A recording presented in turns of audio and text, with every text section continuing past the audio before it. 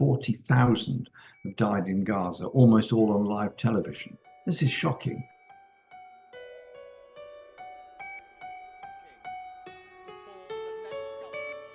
That are demanding that ceasefire.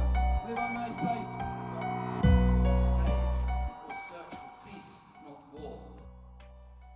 My priorities in Parliament, so far as the tragedy of the Palestinian people is concerned, is to raise the issue at any and every opportunity in Parliament, and to work with the entirety of the Palestinian community, and to use opportunities to ask questions. The tragedy of Gaza should at least be met now with a response not just of demanding a ceasefire, but demanding the withdrawal of the occupying Israeli forces from Gaza and the West Bank, and also to end our complicity in the breach of international law, which is now quite specific from both the ICC and the International Court of Justice, to cease arms supplies to Israel and the cooperation with Israeli security by its overflowing of Gaza.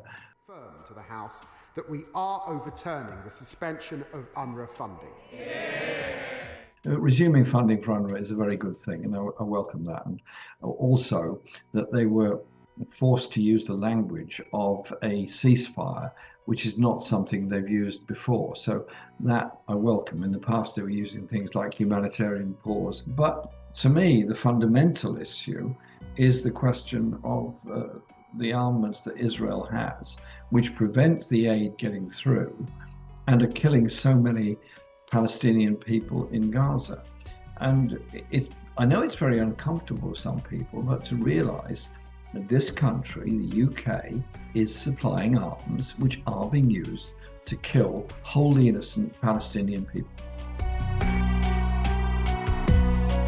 The ICJ has deliberated very carefully on the South African application, and that application was widely supported by a number of other countries and institutions, and has come to the view that Israel's behavior in Gaza is genocidal in its actions and its intent.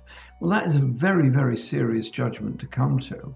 That means that we should be saying to Israel, well, you're in breach of an ICJ judgment. Unless you mend your ways, then we're going to have to take sanctions against you. To me, that starts with arms sales.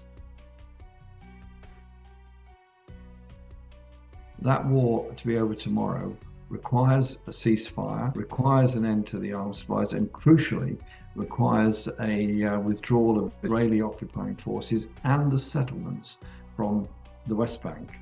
And the other area which I often bring up but is not necessarily always discussed is the issue of the refugees in the refugee camps in Lebanon, in Jordan, in Syria, and the Palestinian diaspora.